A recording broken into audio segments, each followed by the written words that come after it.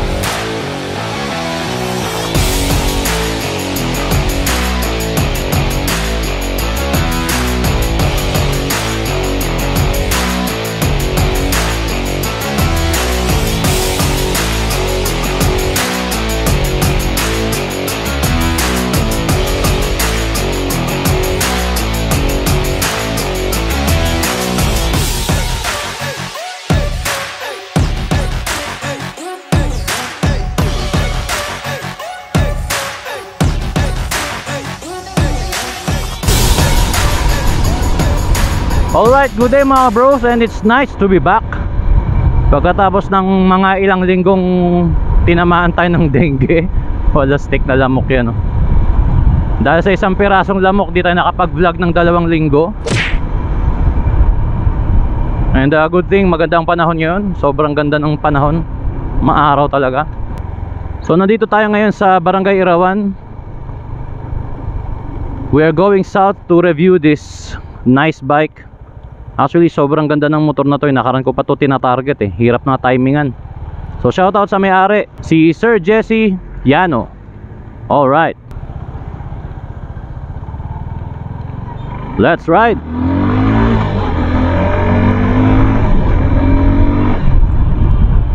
Ang ganda ng initial power nya. Nice. Ganda. Woo! Yung pagpiga mo meron agad eh. Piga.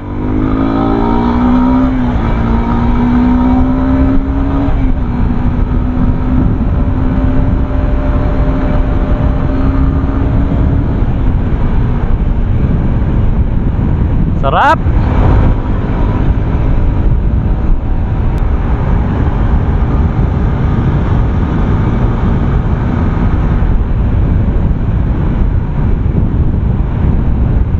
Okay, ride impression tayo mga bros. Unang-unang mafe-feel mo pag sumakay ka sa motor na to is upright. So automatic. Ang kasunod nun is comfort. Sobrang komportable niya mga bros. Kung titingnan mo siya, sobrang aggressive nung design niya, di ba? Ang tulis, tapos maraming mga sharp edges. Tapos alam mo yun, yung parang siyang pang racetrack eh, yung itsura niya. Very aerodynamic yung design. Tapos yung headlight niya aggressive. Yung taillight niya ang ganda rin, parang mata ni Cyclops, same nung sa Gixxer 250. Pero kapag sumakay ka na mismo, mapapansin mo may pagka-upright eh. This reminds me of the feeling nung dinrive ko yung Ninja 400. Kasi yung clip-ons niya, oh, mataas. Though ang feeling ko dun sa upuan, parang medyo mataas din siya. Pero kahit na medyo mataas yung upuan, mataas din naman yung manibela niya. So komportable. Tapos hindi naman siya masyadong ma-vibrate. May konti sa tangke, tapos sa foot pegs. Sa upuan hindi masyado. Pero maiintindihan natin yun dahil ito ay single cylinder lang.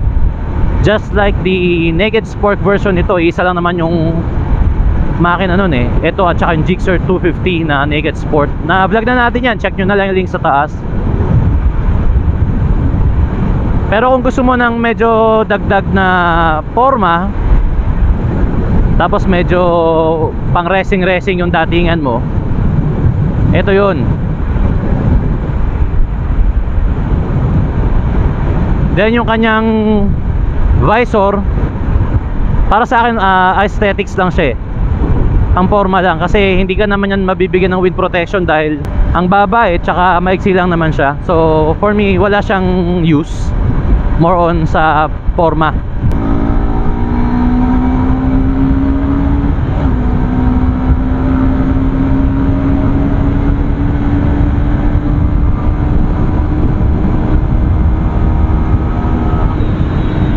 Grabe, 5th gear, halos mag 130 na. May 6 gear pa. Ganda ah. Medyo ramdam ko na yung vibration pagka nag 7,000 RPM above na siya.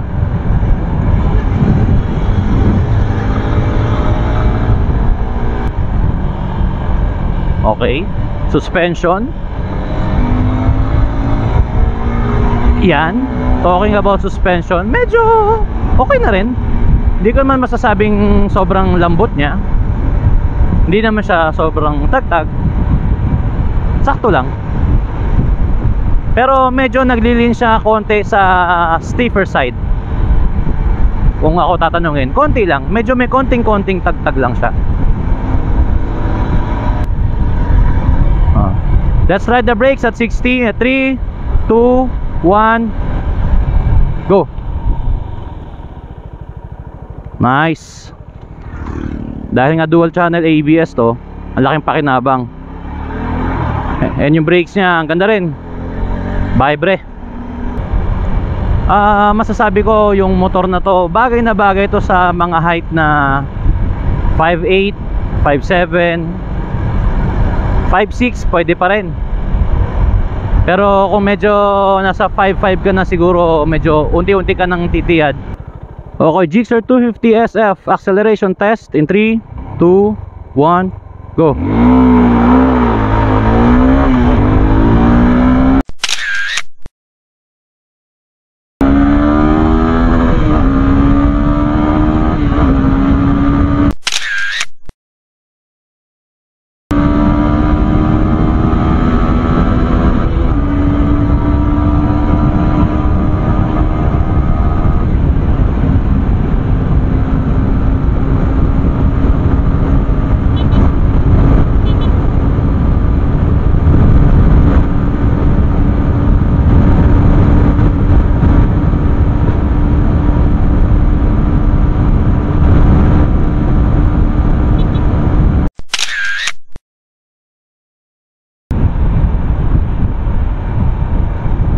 Alright, nagtap lang tayo ng 140, pero sa paper kaya raw nito ang 160 kph. Hindi naman natin i-expect na sobrang magiging mabilis yung motor na to, dahil syempre single cylinder. So lagi natin sinasabi yan, single cylinder means less horsepower. More cylinders, more power yan. So pag more power, more speed, and of course fuel consumption, di ba? Siyempre mas maraming piston, mas malakas kumain ng gasolina eh. Okay, turning radius check. Sports touring bike yata ito. Oo nga, sports touring.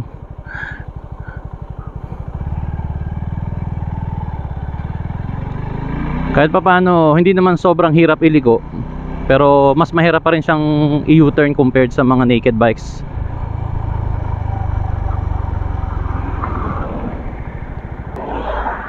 So ito na nga mga kabros, ang ating Suzuki Gixxer SF 250.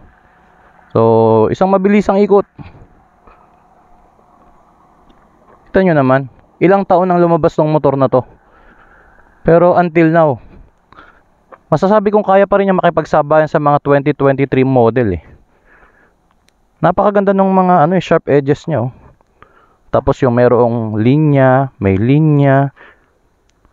Tapos medyo nakalabas ng konti yung engine. Tapos dito sa likod, yung exhaust mo, ang ganda, kumikinang-kinang. Tapos merong dalawang labasan. Tapos pagdating sa likod, sharp looking oh. Mamaya papakita ko pa sa inyo yung ilaw niyan.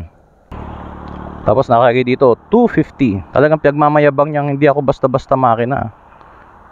Meron akong dagdag muscles.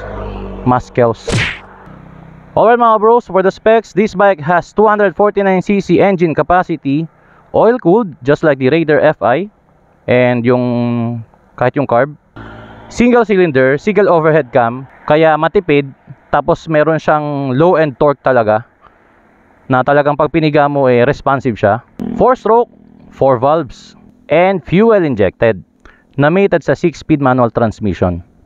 So meron tong 26.1 horsepower at 9,300 RPM. So tumatop speed to ayon sa paper ng mga 160 kph. Pero tulad nga kanina nung nagawa natin is 140 lang. Syempre may konting mga sasakyan, at the same time medyo maiksi lang naman yung kalsada rito. So hindi na natin gagawin yung mga top speed na yan. Pero sa acceleration nakita nyo naman, di ba? 22.2 Newton meters of torque at 7,500 RPM. Kaya yung pagpiga mo talaga may 100 na agad eh. Then sa front meron tayong conventional telescopic fork, pero mataba, mukhang matibay rin. And then Vibre na 2-pot caliper, tapos malaking disc brake. So meron din siya ABS sa harap, kasi nga dual channel to. Pati sa likod meron yan. Stock tire is MRF 110/70/17 na sakto lang nakapit. And then sa rear meron tayong single disc brake, single pot caliper na Vibre din. And of course kita nyo naman ABS sensor nya ito, dahil nga dual channel. Then ang stock tire sa likod is 150/60/17. And then sa rear suspension meron tayong monoshock na preload adjustable naman. Suzuki Eco Performance. Alright, ang seat nito mga bros, so maganda yung quality ng seat.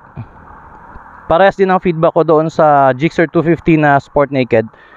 Sobrang kapal ng foam nya. Tapos hindi siya masikip eh. Yung tipong kahit malaki yung, alam mo yun, malaking tao ka, hindi mo mafe-feel na parang masikip yung upuan na to. And then ito pa, yung para sa pasahero, talagang masasabi kong malambot. Hanggang dito sa may likod meron pa ring lubog eh. Hindi katulad ng ibang motor, kapag nandito na banda yung pinipindot mo, matigas na, parang kahoy. Pero this one, sobrang comfortable pa rin. So for me, dito yung sports bike na DNA talaga, yung pure. I can say na yung motor na to, yung build niya is may pagka sports touring. So parang yung mga Ninja series ng Kawasaki. Gawa ito para sa komportabling ride na may konting aggressiveness yung feel, pero hindi ka bibigyan ito ng alay kahit na malayo ang biyahe mo. So totoo lang, unang upo ko rito talagang na-impress agad ako eh. Bukod sa design, yung comfort. So pinag-isa nila, design and comfort, di ba? Meron itong 12-liter fuel tank capacity. So average ng mga 35 to 40 kpl depende sa throttle hobby mo. Pero sabihin na lang natin mga more or less mga 400 kilometers in one full tank.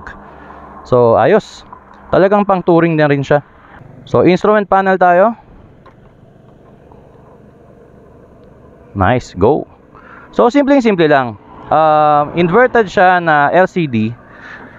Tapos medyo maliit lang yung design niya. I mean yung display. Pero kitang-kita naman, especially yung speedometer na ito. Malaki naman yung font niya. So ito yung sa taas, yung tachometer. Same na same sa Gixxer 250 kung maalala ko ng tama. Yung sa Naked Sport version nila. So andito yung gear indicator. Tapos andito yung speedometer. And then fuel gauge. Nagre-redline to sa 10,000 RPM pala. And then merong odometer sa baba, then may clock. Oil change warning. Yan, kapag kailangan ng oil change. And then pagka pipindutin natin tong sa kaliwa, yung select. So mayroon siyang trip A, trip B, tapos babalik ka sa odo. Then sa kabila para mag-adjust. So sana na lahat marunong mag-adjust, di ba? So i-adjust mo to o pang reset mo sa mga trip meters mo. So yun na naman, very simple. And then meron tayong turn signal lights indicator dito sa left at dito naman sa right. And then ABS indicator, and then meron ditong check engine light. So yan, check natin. So yan, check engine light or warning light. And then neutral indicator light dito. Then high beam indicator. And then sa kabila, ulitin natin, engine temperature warning. And then we have wide side mirrors, napaka visible ng likod, ayan oh. Tapos hindi siya masyadong malayo. Sa height ko na 5'9.5". So madali siyang abutin. And then pwede mo rin siyang, so iganyan. para kung magta-track day ka, yan, nakaganyan. O kaya kung gusto mo sumingit-singit sa traffic at para hindi sumabit, ganyan mo siya. Pero syempre hindi ko i-advise yun. Medyo delikado ang mga pagsingit-singit eh. Then sa bandang kaliwa, we have non-adjustable na clutch lever. Mga stock pa naman to. And then meron tayong passing light switch, which is nice. And then high beam, low beam switch, left and right signal lights na switch. Then press to cancel. Yan, yung horn button natin sa left. And then sa right naman, we have non-adjustable na brake lever dito naman sa front. And then kill switch. And then dito yung on. And then electric starter switch dito. So walang masyadong kaikikan. Talagang very straightforward. Para lang to sa mga taong gusto lang magmotor at walang mga iniintindi. Basta piga lang ng piga, ganun lang, di ba? Yun lang naman gusto natin, na mag-enjoy magmotor. So alright, sound check muna tayo. Makakalimutan ba natin yan? So as you can see, stock exhaust. Pero syempre, piga mo na sa preno, then press. Yan, added safety feature nya. By the way, wala itong side stand engine kill switch, yun lang. Tapos wala rin siyang center stand. So kailangan meron kang paddock stand para kapag gusto mong maglagay ng langis sa kadena or medyo gusto mong i-maintain yung motor mo, so may paddock stand ka dapat. Sound check.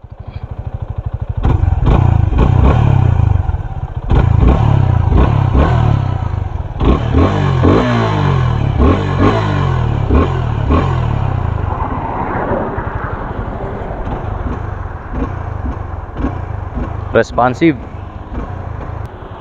So sa presyo niya na 189,900, hindi mo rin i-expect na ride by wire to. Which is for me okay din kasi wala ka nang iisipin mga technologies eh. Tapos walang delay. Yan. So wala ring riding modes, wala ring mga traction control. Ang meron lang dito is ABS. Pero thankful na rin tayo sa ABS na binigay ni Suzuki. Good job pa rin. Alright, for your reference mga bros, I'm 5'9 and a half, 82 kilos na lang dahil nagkasakit. Pero okay na, malakas na tayo. And this is how I look pag ako sumakay sa isang Suzuki Gixxer SF 250. Yan. So lapat ang dalawang pa, left and right. So flat foot. So as you can see mga bros, upright ang position natin. Hindi siya yung katulad ng mga sports bike or super bikes na dito banda. So ito, comfortable mo tong mararide kahit na medyo malayo, hindi magiging masakit sa likod, walang problema. Kahit sa angkas, hindi siya, alam mo yun, hindi siya nakadagan sa'yo na parang meron kang kargang isang sakong bigas. So ito, kahit na i-ride mo ng malayo ito, sigurado magiging very pleasant yung feeling. Yung position ng handlebar, hindi rin masyadong malayo sa akin. And then, yan, as you can see, yung leg ko saktong-sakto dun sa pinaka-shape ng tangke na magho-hold sa'yo kapag medyo nagbabanking-banking ka. Pero mas maganda kung merong tank pads para syempre dagdag kapit at the same time medyo mas may protection yung tangke mo, yung paint, di ba? And then of course, ano pa ba? Ayun lang, yung mapapansin mo lang rito is yung kanyang visor. Hindi talaga siya magbibigay ng wind protection, lalo na kung pumapalo na ng mga 140 kph. Na bihira mo rin lang naman gagawin sa motor na to. Tapos mahangin, so hahampasin ka talaga ng hangin kasi hanggang dito lang siya oh. So dito yung buga ng hangin sa iyo eh, kung titingnan mo lang yung position nung o yung angle ng visor niya. Pero hindi na rin masama kasi hindi naman pumapalo ng 200 kph tong motor na to. Ang purpose ng motor na to is ma-enjoy ng rider yung pagkakaroon niya ng isang maganda, aggressive looking na motor na merong comfort at the same time. Hindi yung puro na lang racing, walwalan, waswasan, di ba? So, yun lang. Tapos, magaan ang motor. So, kahit na araw-araw mo itong gamitin, bukod sa komportable siya, magaan. So, kahit sa mga traffic, pangpasok sa school, kung mayaman si mama at si papa, di ba? Sana all. Or kung papasok sa work, tulad ni sir, kahit araw-araw mong gamitin to, walang problema. Kahit sumingit-singit ka sa traffic. Kasi, 800mm seat height pala to, hindi ko nabanggit. Abot na abot mo yung floor. Tapos, yung timbang niya is 156 kilos lang, which is very, very light. So, ayun oh. Yung 156 kilos na yun, ano na yun, puno-puno na yung tanke nun. Wet weight niya yun. So, talaga magaan yung bike. Lalo na kung siguro magkakarga lang mga 3-4 na litro, di ba? So, magiging komportable ito for daily use. So, yun ang kagandahan sa motor na to. Tapos sobrang affordable pa. Kapag gusto mong medyo humataw, malapad pa yung aatrasan mo rito sa bandang likod, so atras ka konti. So, di ba? Okay. Alright mga bros, kung titingnan nyo rito sa harap, no, futuristic yung design ng headlight niya. For me, ewan ko sa mga ibang mga nanonood, pero para sa akin, okay siya. So 1, 2, 3, 4, 5 LEDs sa headlight. Low beam pa lang yan. At ang high beam niya, yung nasa baba. So check natin. Yun, no, high beam. So yan ang high beam niya, yung nasa baba. So additional 1, 2, 3. So kung bibilangin mo, yung ilaw sa taas, low beam, which is 5 LEDs. And then sa baba, 3 additional na LED. So for a total of 8 LEDs para sa headlight. Ang liwanag nito for sure. And then meron tayong bulb type lang na signal lights. And ang mapapansin mo is medyo malabas-labas siya ng konti, no? I mean nakausli. So kahit pa paano, medyo konting ingat. Kapag nagkaroon ng aberya, wag naman sana, yan ang unang-unang tatama. So mas maganda meron kang sliders. And then sa rear mga bros, eto na ang napakagandang LED na guhit lang ng ganun, no? So parang mata lang rin ni Cyclops. Same ng Gixxer 250 Sport Naked. And bulb type of course na rear signal lights. Pero yun nga, pwede mo namang palitan yan ng LED. Marami namang binibenta yan sa online. And then merong ilaw dito sa license plate, kulay white. Yan. Alright, so sakyan na natin ulit. At tayo'y babalik na. By the way, wala pala tong hazard lights mga bros. Kung mapapansin nyo, walang button for hazard lights. Pero meron ditong nakaabang. So I think 4D hazard lights to. So pwede nyo na lang palagyan kung gusto nyo.